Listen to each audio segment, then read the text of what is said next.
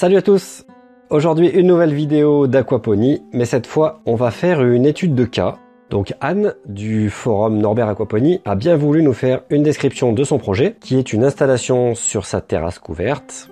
Et donc on va voir ensemble ce que j'en pense. J'y ai passé une petite heure, j'ai probablement raté des choses, mais c'est pas grave. L'important c'est d'échanger sur le sujet. Allez, c'est parti! Alors, qu'est-ce que nous dit Anne? Elle a décidé de se lancer dans l'aquaponie, qu'elle a une terrasse qui fait environ 4 mètres sur 2 mètres 70, orientée sud, qu'il y a un poteau au milieu de cette terrasse, qu'elle a utilisé le programme Sweet Home 3D pour modéliser tout ça, on verra ce que ça donne.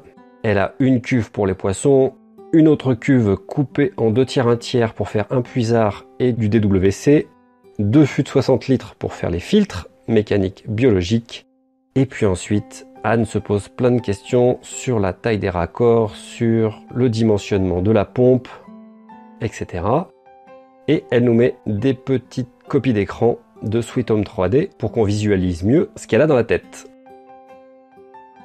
Alors, Anne a bien voulu m'envoyer son fichier Sweet Home 3D. Vous l'avez sous les yeux. À gauche, on voit la terrasse vue du haut, donc 4 mètres de long sur 2 mètres 70. On voit l'ensemble des composants, je vais y revenir. Et à droite, j'ai mis une petite vue 3D. On peut créer ça avec le bonhomme du haut. On définit l'angle de vue, etc. Et ça nous fait une petite vue 3D. Donc on voit déjà que Sweet Home 3D pour modéliser un système aquaponique, c'est pas forcément le meilleur outil puisque c'est fait pour du design d'intérieur. Mais bon, on va regarder ça. Alors on voit déjà une contrainte forte qui est le poteau du milieu. Donc ça évidemment on pourra pas le bouger. Et ensuite, qu'est-ce que Anne a positionné? En haut, c'est le sud, donc c'est par là qu'on va recevoir la lumière. Elle a positionné 2 petits bacs avec des tours verticales origamiques. Ces 2 bacs vont aller dans le puisard qui est lui-même surmonté d'un système DWC, donc en radeau. On voit ensuite une autre zone de culture, sûrement avec des billes, avec 3 petits bacs qui sont raccordés. Et ensuite, les 2 filtres biologiques et mécaniques, donc les fûts de 60 litres, et nos poissons sur la gauche. Donc si on regarde en termes de gravité, les poissons sont en haut, ensuite ça tombe dans les filtres, ensuite on poursuit ça dans les bacs de culture et ça retombe dans le puisard. Et de l'autre côté, il faut remonter l'eau dans les tours origamiques et dans le DWC. Et la première chose qui saute aux yeux, c'est ce magnifique tuyau qui part du puisard pour alimenter les poissons, puisqu'il faut aller du plus bas vers le plus haut, qui est en plein milieu de la pièce et qui va être à une hauteur de 1 mètre et quelques au niveau des poissons. Donc évidemment, ça va pas le faire.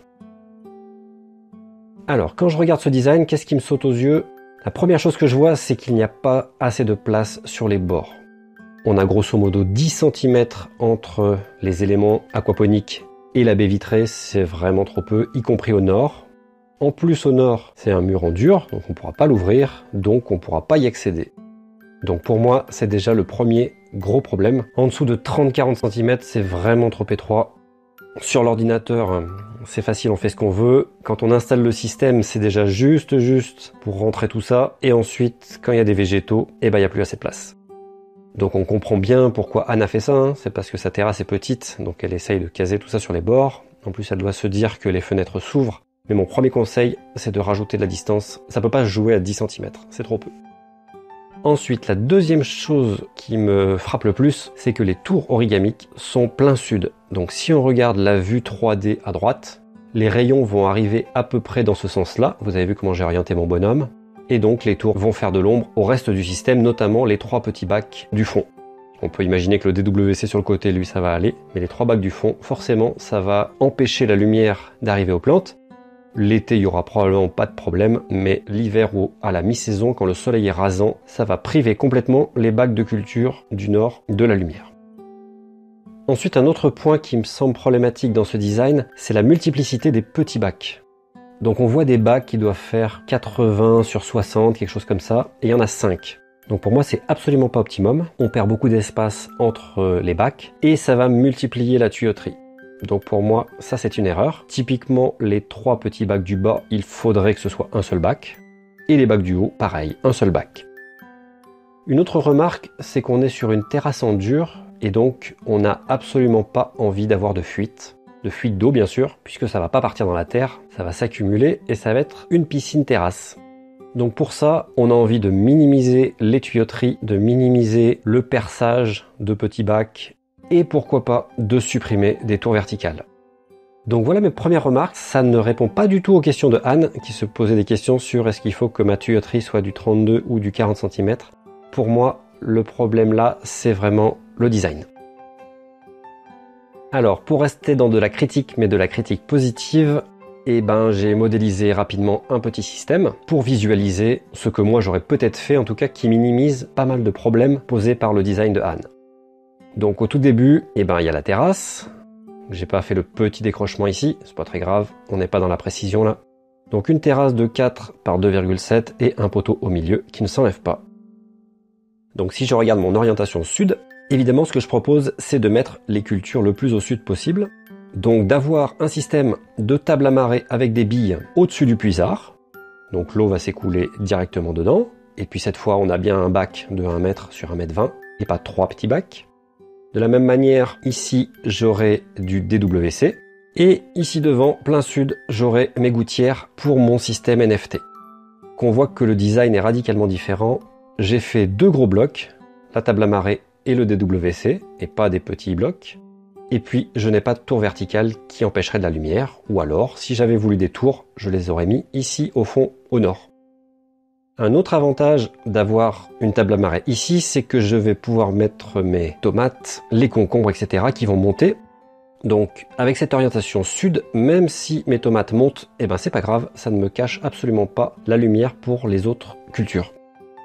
Donc comment ça se passe dans ce système, c'est un peu comme Anne avait fait, c'est-à-dire j'ai mon puisard qui est le point le plus bas, qui va remonter l'eau chez mes poissons, donc là j'ai pas de tuyau au milieu. Ensuite, l'eau va s'écouler dans mes filtres, filtres mécaniques, filtres biologiques, puis DWC. De l'autre côté, j'ai mon puisard qui devra alimenter ma table à marée et mon système NFT. Voilà. Donc voilà à peu près ce que moi j'aurais fait rapidement. Vous voyez que j'ai bien laissé des espaces de 30 à 40 cm sur les bords pour pouvoir circuler. L'hiver, j'ai peut-être pas envie d'ouvrir mes fenêtres. Si mes végétaux sont un peu larges, j'aurai pas de problème à ce qu'ils débordent de mon bac. Donc vous voyez, tout est à peu près à distance. J'ai un peu calé les poissons parce que là, il n'y a pas de plantes qui vont pousser à ce niveau-là. C'est uniquement un bac de poissons. Donc voilà ce qui m'a traversé l'esprit pendant 1 heure. J'imagine que j'ai raté plein de choses et que vous allez continuer à commenter et à aider Anne pour son design. En tout cas, j'espère que ce nouveau style de vidéo vous a plu. Et sur ce, je vous souhaite une bonne continuation à tous et à bientôt. Ciao!